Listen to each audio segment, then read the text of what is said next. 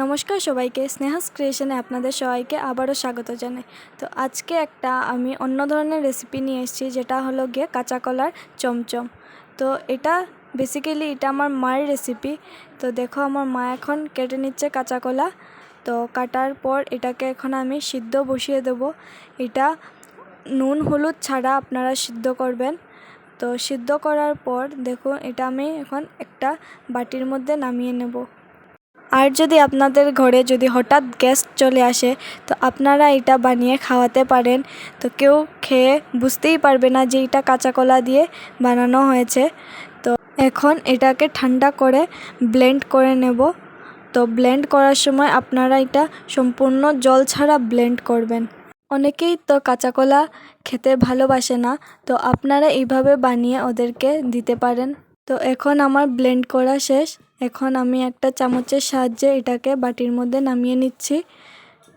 তারপর একটা প্লেটের মধ্যে অল্প ময়দা, অল্প সুজি ভালো করে মাখিয়ে নেব। তো আপনারা ময়দা সুজিটা বেশি দেবেন না, না হলে এটা শক্ত হয়ে যাবে, চমচমটা খেতে ভালো হবে না। তো আপনারা আপনাদের পরিমাণ অনুযায়ী দেবেন। তো এখন হাতের মধ্যে তেল মাখিয়ে নেব।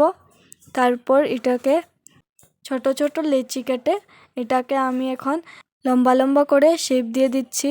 তো আপনারা আপনাদের অনুযায়ী মতো শেপ দিতে পারেন। তো এখন এটার মধ্যে একটু ফ্লেভার আনার জন্য একটা এলাচ দিয়ে দিচ্ছি।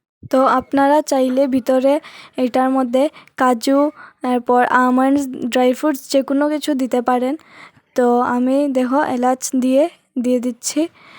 কারোর তো এলাচ ভালো লাগে না, এটার ফ্লেভার যেমন আমারও ভালো লাগে না। তো তার জন্য আমি আমার মাকে বলেছি যে কয়েকটা কাজু দিয়ে বানানোর জন্য। তো এইভাবে আমার মা সব চমচমে শেপটা দিয়ে দিচ্ছে। তো এর মধ্যে আমি শিরা বসিয়ে দেব। তো আপনারা চাইলে গুড়ের শিরাও বানাতে পারেন, তো আমি চিনি দিয়ে করছি। তো শিরার মধ্যে আপনারা একটু বেশি করে চিনিটা দেবেন, কারণ চমচম বানানোর সময় কোনো চিনি ব্যবহার করিনি। তো এখন শিরার মধ্যে তাই বেশি করে একটু চিনিটা দিয়ে দেব। তো চিনিটা ঢুকবে চমচমের মধ্যে। তো দেখো, এখন আমার চমচমটা সবটি বানানো শেষ। তো এখন এগুলাকে আমি একটু লাল লাল করে ভেজে নিই। তো এখন উল্টে পাল্টে এটাকে ভেজে নিচ্ছি।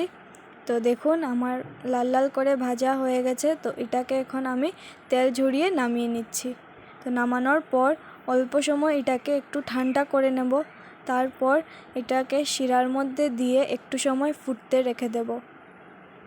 তাতে করে ভালোটিকে চমচমের ভিতরে শিরাটা ঢুকে যাবে। তো আপনাদের যদি আমার ভিডিওসগুলো ভালো লাগে, তো please like, share and subscribe করে নেবেন। আর যদি আপনাদের আমার ভিডিওটা ভালো লাগে, তো কমেন্ট সেকশানে জানাবেন। তো দেখুন, এটা এখন আমি সার্ভ করে দেখাচ্ছি। তো নেক্সট ভিডিওতে আপনাদের সঙ্গে আবারও দেখা হবে। আজকের জন্য এতটুকুই। তো ধন্যবাদ।